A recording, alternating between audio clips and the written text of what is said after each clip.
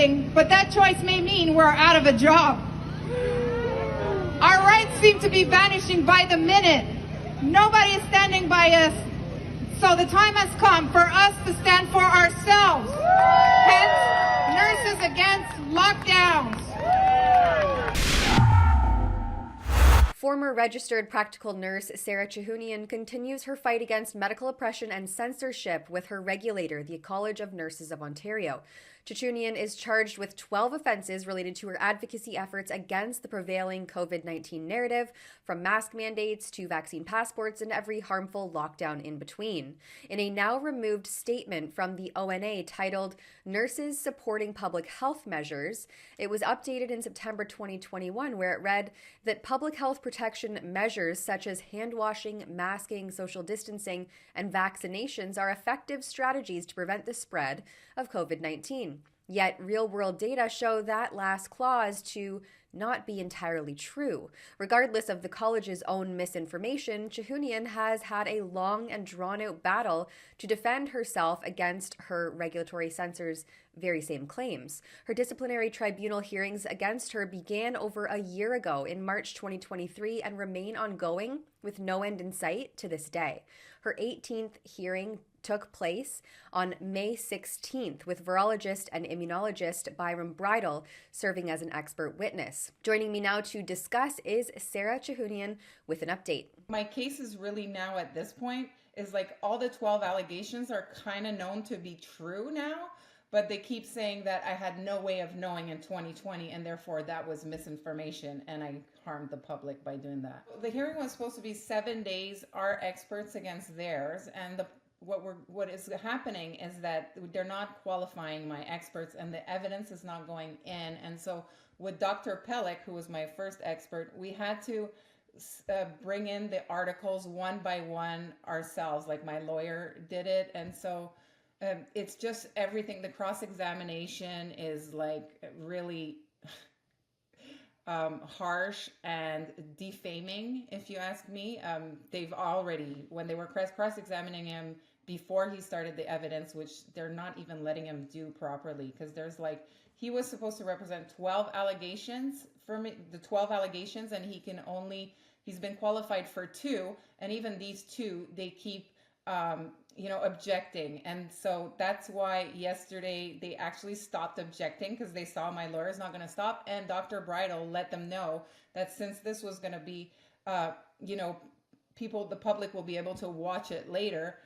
He said that he has to say what he has to say. If they don't like it, they don't have to use it, but he's going to say it anyways. And so they're just dragging it out. They dragged it out so much with their stuff, but now that it's my experts, they're like, we need to hurry up and finish this. It's kind of like they want to rush it, but it's almost impossible. As you saw, like we didn't really move anything yesterday. Now, the main topic of discussion at the 18th hearing date was that Choujounian claimed the miraculous injections brought to market through expedited authorization had no long-term safety data to back up their safety and efficacy claims. And she says that the entire process of going through this evidence has been corrupted. Because it's all gaslighting. And as I said, we know the facts, but they keep saying that I had no way of knowing back then. And it's so corrupt because in nursing school, the first thing that we learned in ethics class is that when the industry turns against the people, it's our jobs to agitate and advocate against what's going on to protect our communities. And so I'm doing exactly what I was supposed to do. And it's now known that I didn't mislead people, yet I'm still being punished because I went against them, and that's not what their narrative is. And it's like intimidation. And so that's why it's so corrupt. They're intimidating. I'm not the only one, but other people, people are scared of them. Choujounian explains that part of this intimidation is the financial ruin that comes alongside these kinds of investigations and the stripping of licenses. Well, as I sold my house in 2021, so I'm kind of running out of money. I sold at the best time. It was really high then. And so I've been going on like that. And yeah, I'm kind of running out of money, and I have my business Lighting Up Dark Corners that I'm trying to build because I really don't want to go back into the system and with a job. But also, I believe that I did the right thing, and that no matter what they do or throw at me, I mean, I don't have the money. What are they gonna do? As long as I have my soul, I'm intact, then I'm okay. Do and I like to remind people that this is not. We shouldn't see this as donations, because this case is a huge case that has precedence in Canada, and it's a freedom of speech and nursing case. So it's an investment in the future of our children and the future generations. And I'm not doing it for me, because I'm not going to work for that industry anymore. But I think it's very important to hold them accountable, because they are the ones that are responsible for protecting the public, and the public should know. But yeah, I have an you can send an transfer at Sarah's CNO case at hotmail.com. Give send go /forward SOS underscore for FOR underscore Sarah SARAH. And another very important thing is that if people, this case is all about public awareness. So we don't feel like we're going to win at this stage because we're in the college's courts, but I intend on taking it further as far as I can.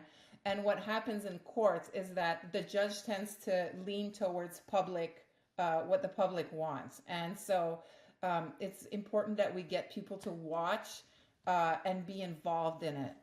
And so to do that, and it's a public hearing, but people have to email them, and it's been very difficult. There's people there have blocked people.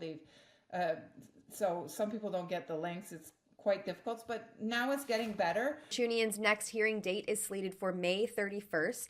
And if you would like to watch online, you have to email hearingadministrationgroup@cnomail.org a day in advance. For Rebel News, I'm Tamara Ugolini.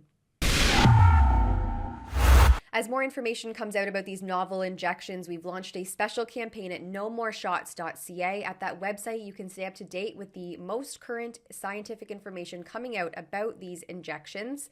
You can also email Federal Minister of Health Mark Holland, calling on him to revoke market authorization for the novel mRNA injections at nomoreshots.ca.